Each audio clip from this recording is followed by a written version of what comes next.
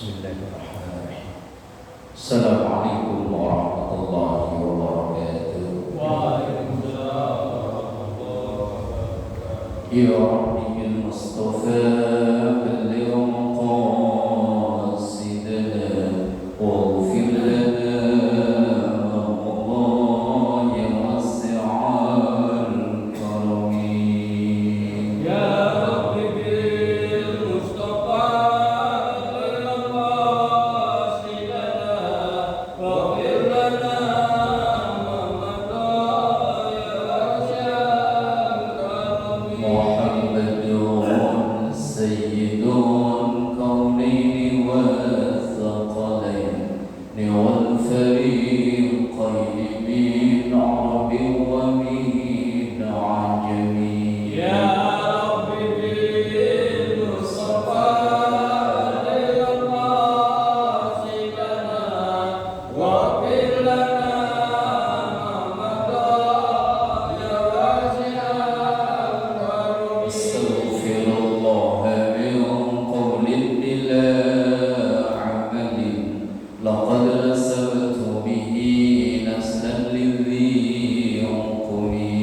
Ya Rabbi bil Mustafa balligh maqasidana waghfir lana ma madha ya wasi'al karami. دعا إلى الله فالمستمسكون به مستمسكون بحبل غير منفصم. Ya Rabbi bil Mustafa balligh maqasidana waghfir lana ma madha ya wasi'al karami. اللهم صل وسلم وبارك عليه وعلى آله وأصحابه. الحمد لله وحده ثم الصلاة والسلام على طه رسول الله ثم الصلاة والسلام على ياسين حبيب الله وعلى آله وأصحابه ومن تبع رشده.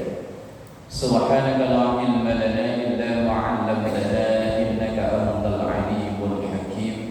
رب اشرح لي صدري ويسر لي أمري واحلل عقدة من لساني يفقهوا قولي واجعل لي وزيرا من أهلي. أما بعد، حضرات العلماء وحضرات الجماعة Musalla al-Muhajirin, perumahan pilihan yang semoga kita semua selalu diberkahi, diridhoi dan dikaruniai sehat afiat, panjang umur dalam taat ibadah kepada Allah. Alhamdulillah, malam ini kita dipertemukan kembali, semoga menjadi wasilah nanti kita dipertemukan di surganya Allah dalam ridho dari Allah dan syafaat dari Rasulullah sallallahu alaihi wasallam.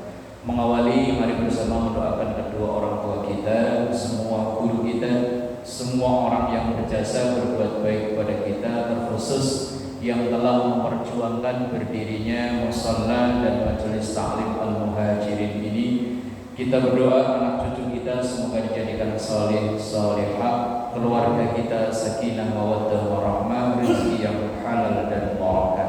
Kita doakan yang sakit, mungkin jamaah kita, keluarga kita, atau warga tetangga kita yang sakit saat ini, kita doakan semoga segera diangkat penyakitnya, dikaruniai sehat afiat. Alhamdulillah wa ila hadratin Nabi Mustafa Muhammadin sallallahu alaihi wasallam wa ala alihi wa ashabihi wa azwajihi wa dzurriyyatihi wa ahli baitil karam wa jami' ummatihi wal muslimin wal muslimat wal mu'minina wal mu'minat ayyama kanu. خصوصا مؤلف هذا الكتاب بالمعطي محمد عمر نواوي الجابر البنداني شكر الله لهم الفاتحة.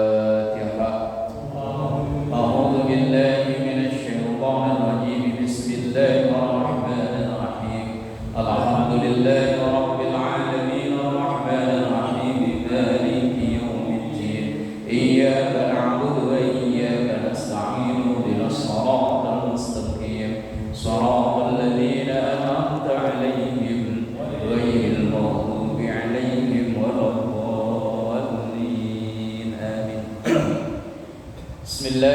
Bismillahirrahmanirrahim. Melanjutkan ngaji kita dari kitab Nihayatuz Zain, sebuah kitab karya dari ulama asli Indonesia, Imam Nawawi Banten. Masih dalam bahasan arkanus salat. Kalau pada pertemuan yang lalu, yaitu di rukun salat yang ke-11, yakni membaca salawat kepada Nabi Muhammad sallallahu alaihi wasallam. Dan juga di dalam membaca salawat itu juga menyebut keluarga Nabi Muhammad. Kemarin sudah dibahas siapa saja yang termasuk keluarga Nabi Muhammad sallallahu alaihi wasallam. Kita melanjutkan wasani asyar, yang ke-12 dari rukun salat, yakni qu'udun, duduk, lahuma, untuk tahiyat dan salawat. Tahiyat dan salawat ini dua rukun yang berbeda. Memang dalam satu kali duduk, tapi tahiyat itu rukun yang berbeda, salawat juga rukun yang berbeda. Wasunnah, dan disunnahkan tawarrukun, duduk tawarruk, fihi, di dalam tahiyat.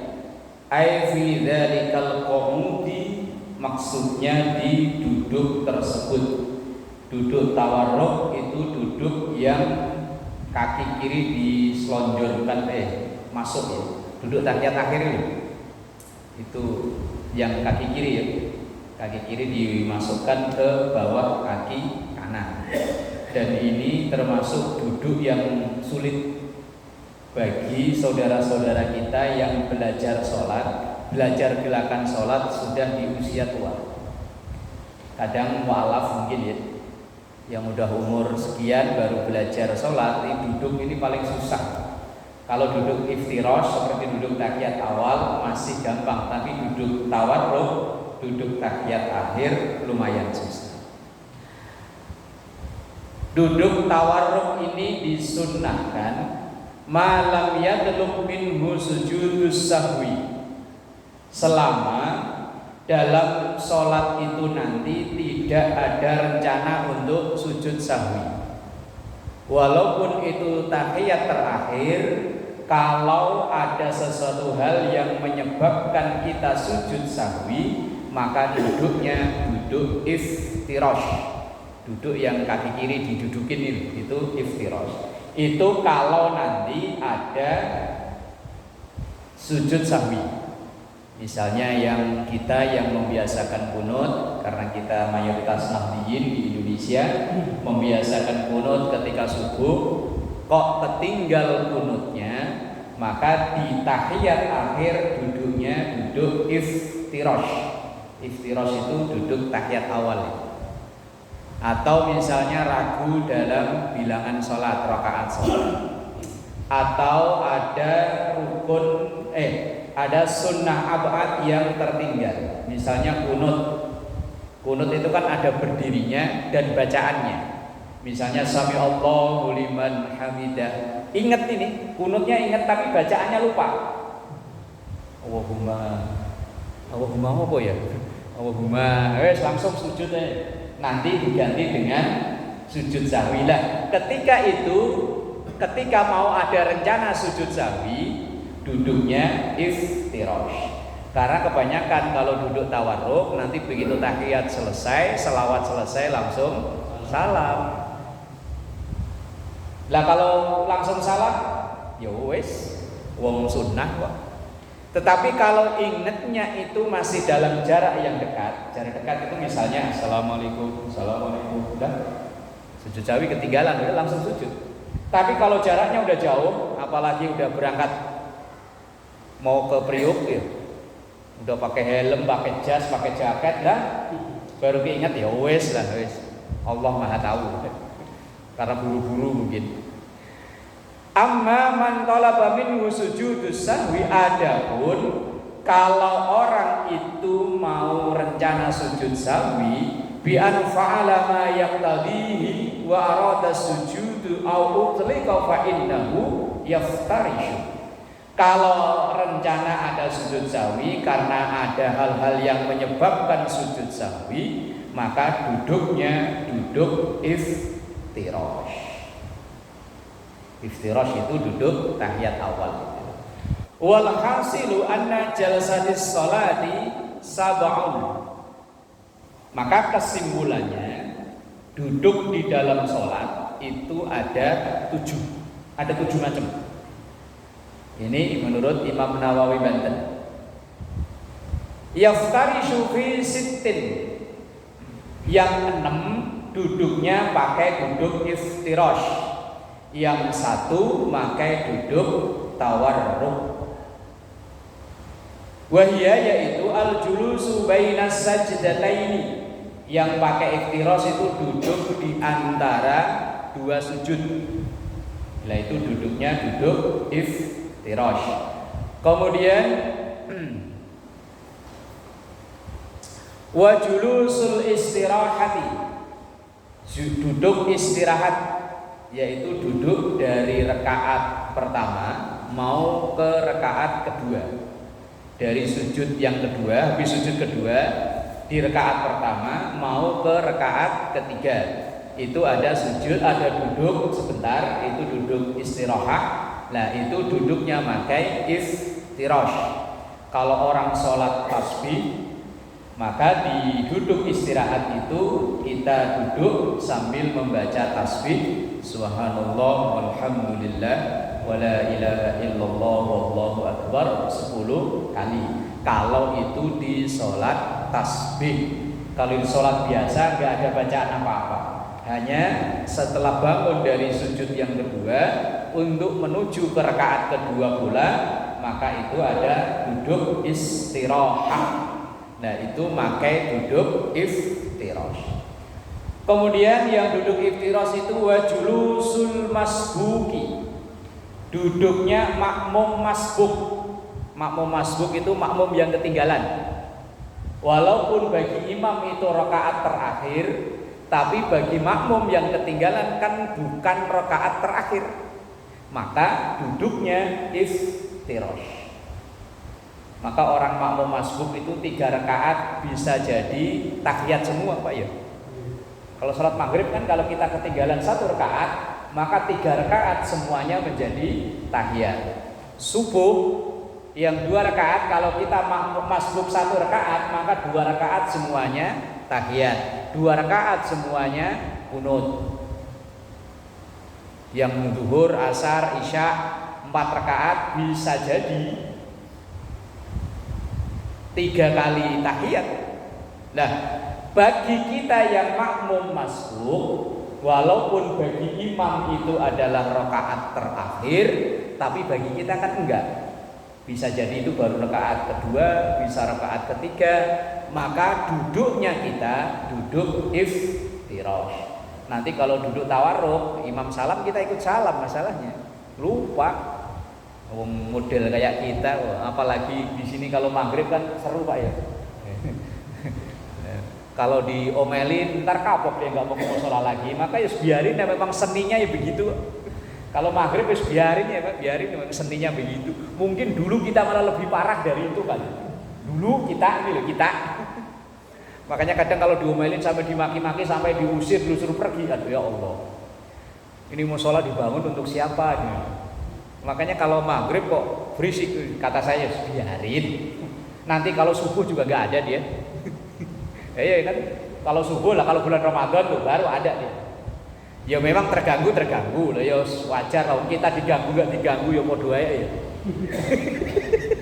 Lah model kelas kita ya, sholat sendirian di rumah ya pikiran ngaco, ada bocah banyak ya tambah parah. Bocah sekarang ya cerdas, asal tahiyat akhir ya mereka udah nggak ada. Udah tahu tapi kalau mau diomelin masa. Nah, kemudian wa julusut tasyahhudil awwali. Duduk tahiyat awal, ini duduk yang memakai iftirash. Kemudian wa julusul musalli qa'idan lil qiraati. Duduknya orang sholat yang dengan posisi duduk. Itu yang terbaik pakai iftirash. sholat yang diwajibkan berdiri itu kan hanya sholat fardu. Yang sholat sunnah walaupun masih seger buger begini kan boleh dengan duduk. Cuma yo kalau masih seger buger kok sholat dengan duduk yo dilihatnya kayaknya kok nggak apa ya? Kayaknya gimana gitu ya? Umpama loh Pak, nanti kita habis sholat isya-nya berdiri, begitu sholat ba'diyah isya kok duduk, boleh loh Pak, secara hukum boleh. Cuman kok kayaknya gimana gitu ya? Apalagi nanti misalnya taraweh gitu ya, diumumin sama ketua mushola, bapak-bapak, karena ini sholat taraweh ini hukumnya sunnah, maka kita laksanakan dengan duduk semua. Boleh Pak, boleh Pak. Cuma yang hari ini nggak ngaji takutnya ini ajaran mana lagi? Ajaran sesat nih, jangan-jangan kok sholat pakai duduk padahal orangnya masih seger buger. Lah kecuali yang udah sepuh, yang udah nggak kuat berdiri, boleh Pak itu kalau sholat sunnah. Tapi kalau saya ditanya udah pernah jalanin belum? Belum ya Pak. Sholat sunnah sambil duduk ketika masih seger buger belum pernah. Cuman boleh kalau mau Pak. Cuman ya kalau bagi saya asal masih kuat berdiri sebagai bentuk syukur kuat berdiri, ya berdiri. Tapi seandainya mau duduk, boleh. Nah, ketika orang yang kayak kita ini masih seger buger, masih kuat berdiri, mau sholat dengan cara duduk, maka duduknya pakai duduk iftirash. Duduk kayak tahiyat awal itu loh Pak. Nah, nanti mau langsung praktek ya boleh begitu. Apa aja bisa adzan, kita langsung duduk kayak tahiyat awal, sholat qobliyah, isya, boleh Pak. Cuman kalau saya pribadi ditanya belum pernah. Ya saya masih kuat berdiri ya berdiri. Lah nanti kalau suatu saat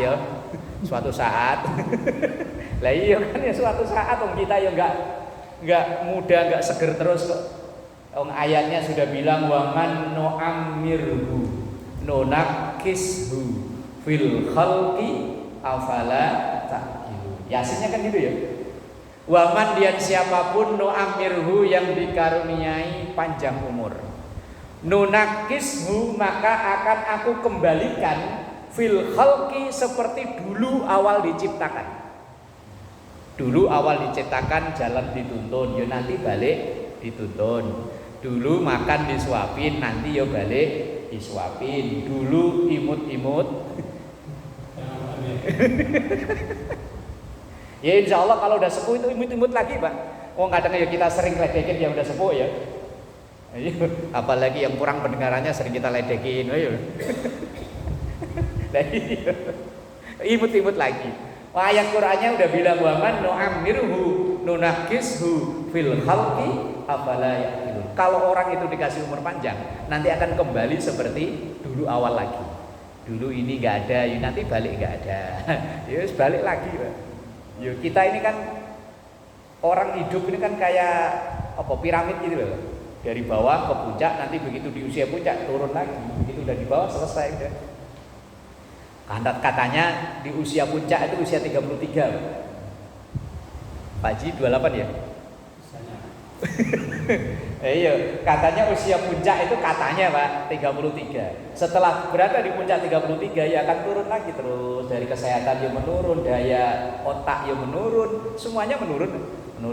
Kalau dari sampai di bawah ya balik lagi, balik dari tanah balik ke tanah. Kemudian wa julusul musalli qa'idan lil qiraati.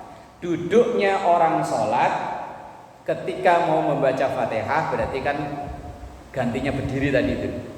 Kemudian wa julusu tasyahhudil akhir liman arada sujudas sahwi. Orang yang duduknya seseorang di tahiyat akhir yang berencana untuk melaksanakan sujud sahwi, maka itu sujudnya sujud iftirash. Wa misluha, dan yang semisal dengan itu ajulusu li sujudit tilawati wasyukri qabla sujudi, yaitu sujud untuk yang semisal dengan sujud syukur. Seperti sujud sahwi, sujud sahwi kan 2 kali.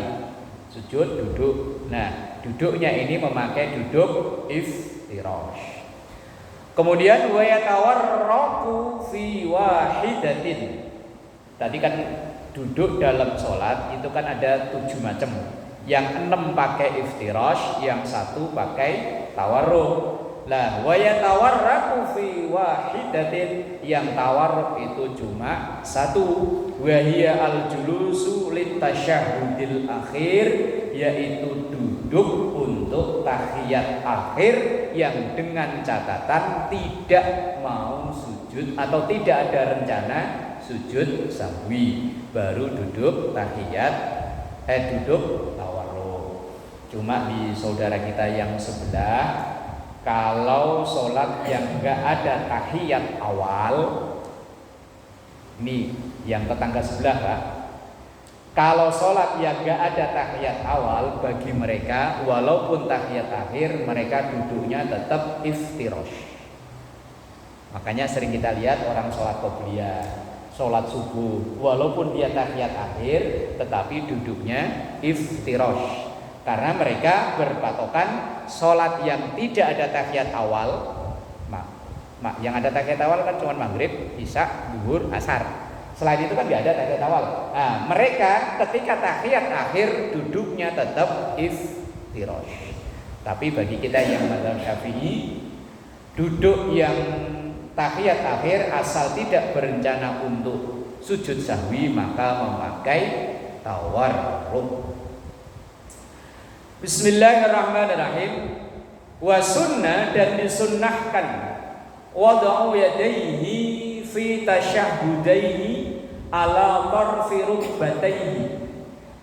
Sunnah ketika duduk tawarruk itu yaitu meletakkan meletakkan kedua tangan ala tarfi rukbataihi, di ujung dengkul, ujung lutut. Berarti ini misalnya lutut kanan kiri, berarti kita naruhnya begini. Ya beginilah ya. Di ujung dengkul, enggak di sini. Ya pokoknya di ujung dengkul. Kemudian nasyiran asabi ayusrahu, dengan melebarkan semua jari-jari tangan yang kiri. Berarti dilebarkan. Dan waqabidan yumnahu illal musabbahah, menggenggam jari yang yang kanan illal musabbahah, kecuali telunjuk. Dari mulai awal, jadi posisinya ya misalnya ini dengkul kiri, dengkul kanan, ya ini begini dilebarkan, yang ini digenggam kecuali telunjuk. Terus di sini yang disampaikan Imam Nawawi Banten, wa sunnah rafuha, dan sunnah mengangkat musabbahah tadi. Musabbahah itu jari telunjuk. Inda illallah, ketika membaca illallah. Berarti kan posisinya digenggam kecuali telunjuk, tapi telunjuknya tetap madhep ke bawah. Lah, mengangkatnya ini ketika mengucap illallah, berarti asyhadu alla ilaha illallah. Kalau dalam mazhab kita mengajarkan habis illallah ini tetap begini, tenang sampai nanti salam. Kalau yang tetangga sebelah diputer, asyhadu alla ilaha illallah, tapi ini nggak mau diem Mbak, begini. Dia diputer. Oh, nggak tahu maksudnya apa, saya nggak tahu, belum pernah nanya masalahnya. Sama yang bersangkutan saya belum pernah nanya. Udah pernah belum nanya sih? Ini loh, orang yang sholatnya jalinnya begini loh. Kalau saya sih belum pernah nanya ke orang yang bersangkutan. Saya hanya duga-duga aja sih. Kalau nanya belum. Kalau guru-guru kita ngajarin pokoknya asyhadu alla ilaha illallah, tenang diem sampai nanti kita salam. Nah, kalau tetangga sebelah kan yo ada yang naik turun, ada yang muter. Ini kalau guyonannya saya ingat, saya itu Kiai Manarul Hidayat yang orang Depok, Kiai Depok. Kalau kita orang itu illallah, pokoknya sampai mati illallah. Nah, kalau mereka kan iya enggak, iya enggak, iya enggak.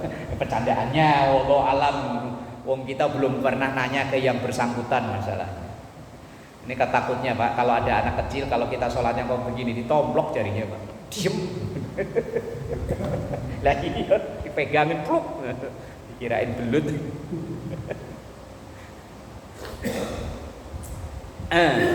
Wa sunnah dan sunnah idamatuhu. Nah ini ajarannya Imam Nawawi Banten.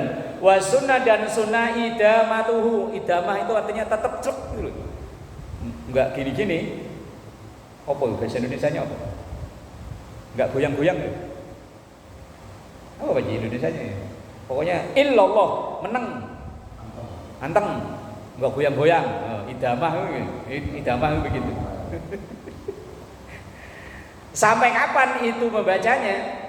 Kemudian wa nadhrun ilaiha, pandangan mata kita ketika jari sudah illallah, yang dulunya pandangan mata itu tertuju satu titik tempat sujud, maka ketika illallah pandangan mata geser ke jari. Begitu kan awalnya kita madepnya sono. Begitu illallah berarti pandangan mata agak geser melirik ke sebelah kanan, melihat ke jari ini. Nah ini ajaran Imam Nawawi Banten seperti itu. Wa sunnah dan sunnah nadhrun ilaiha, melihat ke musabbahah atau telunjuk itu. Walau masturatan, walaupun misalnya telunjuknya ini tertutup. Misalnya ada suasana yang sangat dingin, sholatnya pakai kayak apa jubah yang tertutup kan, walaupun ini saja nggak kelihatan, maka pandangan mata tetap ke arah ini ketika sudah illallah. Tapi selain itu mulai dari setelah takbiratul ihram sampai illallah, pandangan mata itu ke masjid.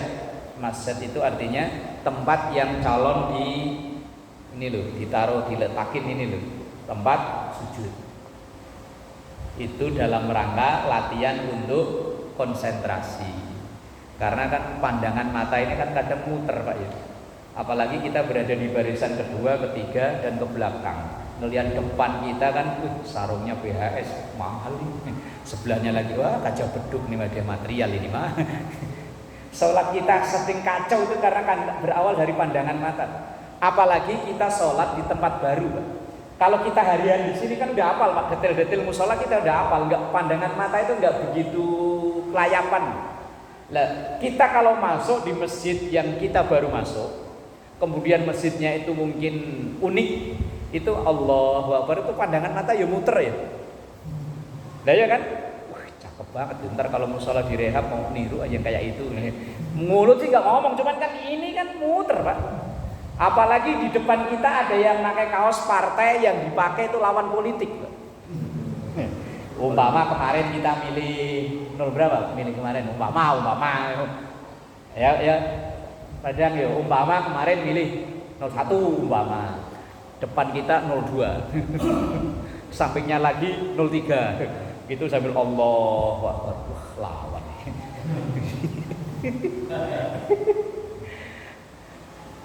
Makanya saya pernah mampir di masjid, pokoknya daerah-daerah Harapan Indah gitu Pak. Masjid apa lupa namanya. Itu di depan masjid itu ada tulisannya Pak. Mohon tidak memakai baju bergambar atau bertulis belakang. Ya karena memang ya itu loh Pak. Otak kita itu otomatis baca walaupun mulut nggak baca. Yang pakai kaos dari toko material, hadiah cat, hadiah kopi ABC. Lah secara fikih nggak masalah, Pak, sah asal menutup aurat. Cuman sisi lainnya itu loh, ganggu orang. Termasuk nanti ketika bahas makruhnya sholat. Ketika kita sholat, tapi sholat kita, pakaian kita, gerakan kita, bacaan kita mengganggu orang lain, maka sholat kita ini bisa dihukumi makruh. Kadang ada orang yang membaca, mentang-mentang bacaan harus disuarakan, dia bacanya kenceng. At-tahiyyatu wa sholawatu thayyibatu lillah. Sampai tetangga kanan kiri itu pernah dengar enggak model ini? Sering ya. Itu orang yang kalau dia dengan sengaja itu sholatnya orang tersebut karena mengganggu kanan kiri dihukumi makruh. Maka Rasulullah itu, tapi ya Rasul Pak ya, Pernah beliau itu, ini ada dalam kitab Bulughul Maram kalau nggak salah. Kalau saya nggak salah. Di beliau itu dihadiahi baju. Itu ada ya garis motif-motif ini, garis-garis ini. Itu beliau diterima, cuman langsung beliau nggak berkenan untuk pakai. Ketika ditanya kenapa ya Rasul, beliau bilang ya itu takut khawatir mengganggu ketika saya pakai untuk sholat.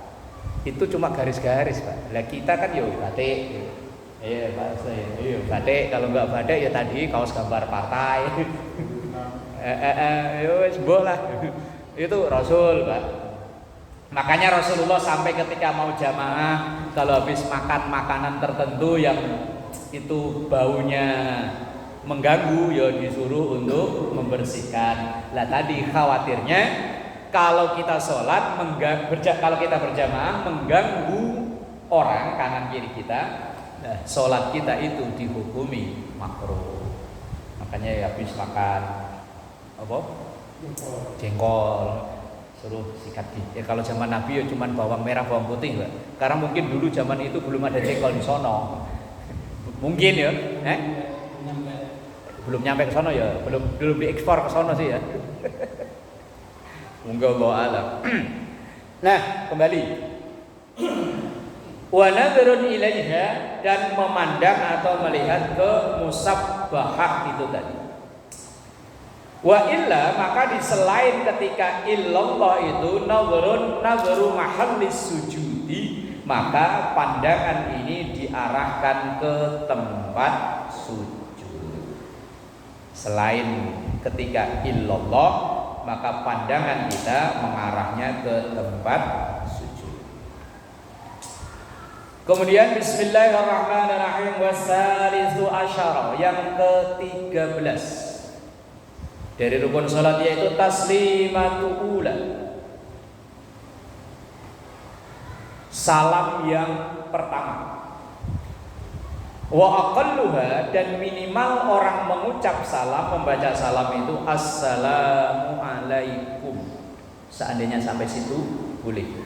Bahkan seandainya sampai assalamu alaikum kok perut nggak bisa diajak kompromi, langsung nembak dari belakang, maka sholatnya sudah sah.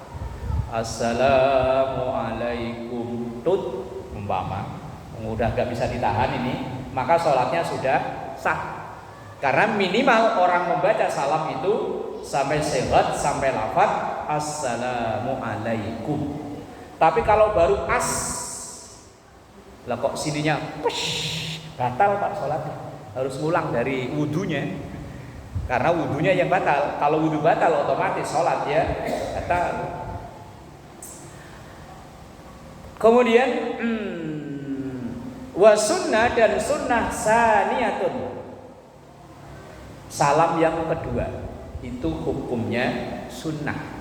Yang wajib cuma salam ke kanan, sementara salam kedua itu sunnah.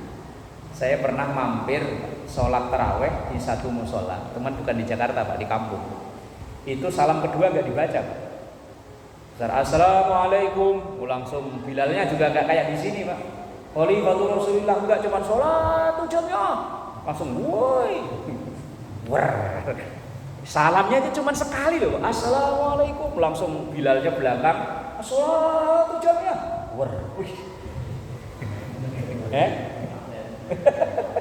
Kalau di sini kan masih santai lah, Khalifatul Rasulillah, agak lamaan lah ya, Abu Bakar Siddiq sampai Allahumma sholli ala, lumayan lah lama. Lah kalau itu super kilat sampai salam ke kiri aja gak dibaca.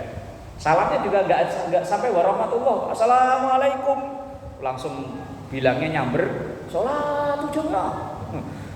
Jawabnya makmum belakang, boh nggak jelas semuanya, woi, yang kedengeran cuma itu doang. Uniknya Islam Indonesia ya, uniknya ini. Semacam-macam. Orang amin aja itu tergantung lagunya imam ya. Kalau imamnya walabdolinya itu panjang, aminnya panjang. Walabdolin.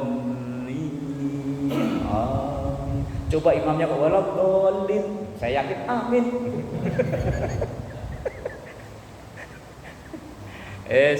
Indonesia ya aneh-aneh.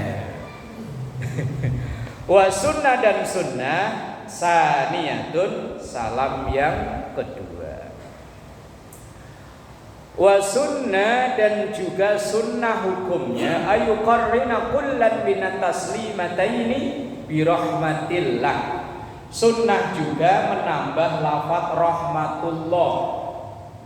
Jadi yang wajib cuma assalamualaikum, terus menambah warahmatullah itu hukumnya sunnah. Cuma ya diajarin guru-guru kita kan udah praktis, pokoknya ngajarinya assalamualaikum warahmatullah.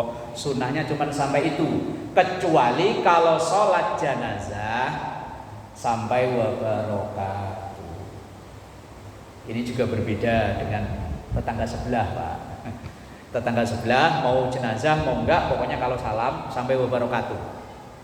Tapi kalau di kita sunnahnya cuma sampai warahmatullah.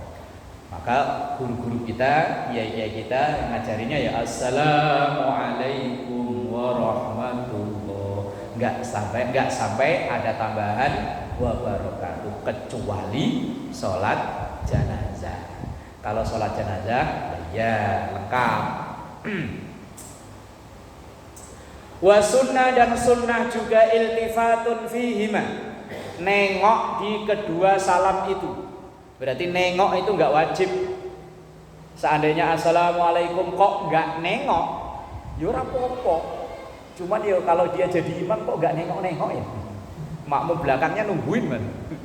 Walaupun udah salam kok enggak nengok, kan kayaknya kayak belum salam ya. Misalnya nanti ntar saya umpama imam Isya, assalamualaikum warahmatullah, kok enggak nengok? Itu ada yang sudut, lehernya tengklengen kali ya, enggak bisa nengok. Sunnah Pak. Tapi kalau sebelum salam berakhir nengok itu makruh, enggak batal. Misal kita jamaah, ada yang baru datang, kita penasaran, nengok, oh orang RT 2. Lah kok datang lagi, oh si Anu, boleh Pak, tapi jangan nanya untuk konsentrasi apa enggak. Hanya bertanya, kalau fikih itu bahasanya cuman boleh atau tidak, sah atau tidak, batal atau tidak. Nengok itu tidak membatalkan sholat, beda sama tengok-tengok. Kalau nengok berarti kan cuma sekali Pak. Lah kalau tengok-tengok berarti kan kayak kipas angin ya. Nah, kipas angin yang tengok-tengok terus ya. Nah, lah kalau nengok ya cuma sekali, terus enggak nengok lagi, itu namanya nengok. Lah yang rawan ini begini Pak, ketika kita salam. Makanya ketika kita salam belum sampai lafaz alaikum, kok kita nengok, dada ikut nengok, ini dikhawatirkan sholatnya batal. Gini loh, prakteknya begini. Kita kan tangan masih begini nih. Misalnya baru salam belum sampai alaikum, tapi dada udah ikut muter. Lah ini kan termasuk yang membatalkan sholat itu berpaling dari kiblat. Lah yang menjadi patokan berpaling dari kiblat itu bukan wajah, tapi dada. Lah maka ketaan seandainya kita salamnya belum assalamualaikum, belum sampai lafaz kum itu, kok kita sudah nengok dengan dadanya, ini udah termasuk apa itu? Tadi dulu yang apa itu? Menghadap kiblat itu apa tadi? Kalau ini kan menghadap kiblat. Berpaling, oh ya Allah lupa. Termasuk berpaling dari kiblat. Kalau ini dada ikut geser. Makanya untuk cara aman, ketika kita mengucap assalamualaikum itu masih posisi madhab kiblat. Warahmatullah baru nengok. Walaupun nengok dada ikut muter, bahkan sampai seandainya muter balik belakang, tetap sah. Misalnya assalamualaikum.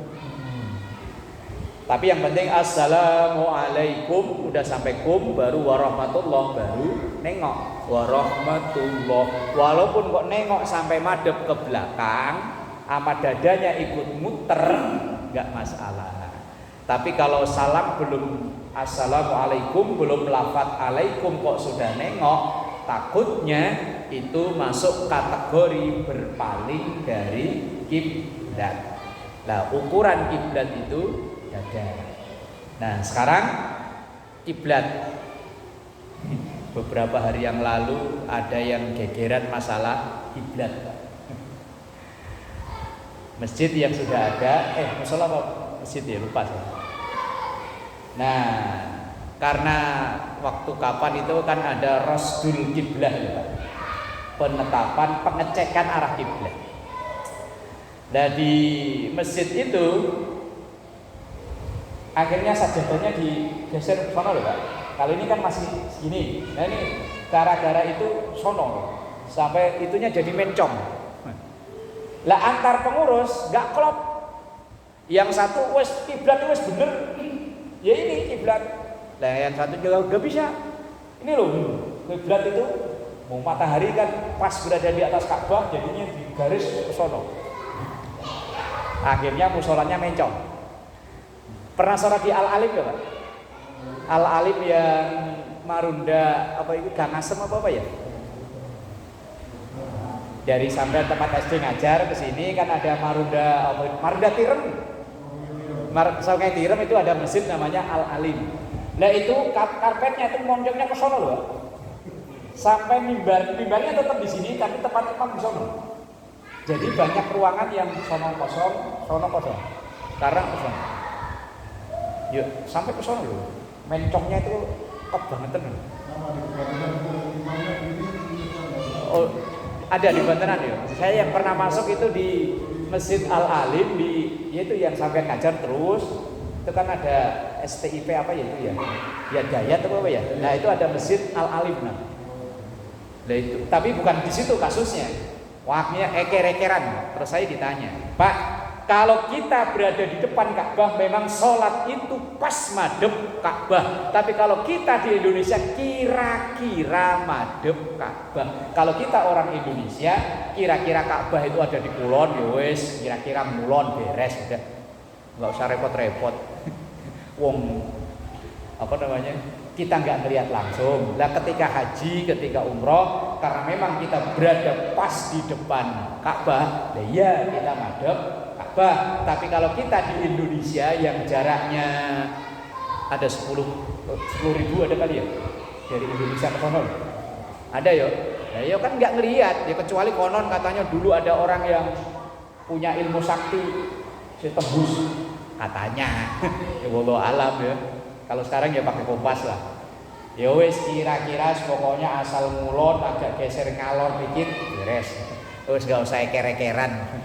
Allah Maha tahu ya. Makanya kan ayatnya itu kan syatrol Masjidil Haram, bukan Masjidil Haram.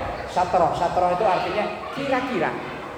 Terus pokoknya kira-kira arah ke Masjidil Haram beres. Nggak usah kenceng-kencengan apalagi sampai gontok-gontokan.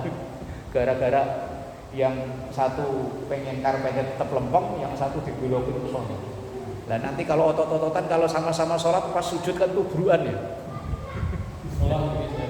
Musolanya digeser ya. Kira-kira gitu aja lah. Aliklas susah. Aliklas mana? Pasar pagi itu di mana? Brimob. Oh iya, Jumat kemarin saya khotbah Jumat di situ. Jumat kemarin pas. Iya kemarin saya masuk ke situ, yo mencongnya jauh. Saya tanya, "Loh Pak kok begini?" Ya itu kan, kalau itu dari dapat teguran dari MUI katanya. Kata ketuanya Jumat kemarin saya khotbah Jumat di situ.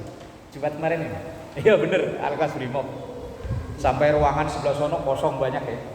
Kok sering mampir situ ya, Pak Haji ya?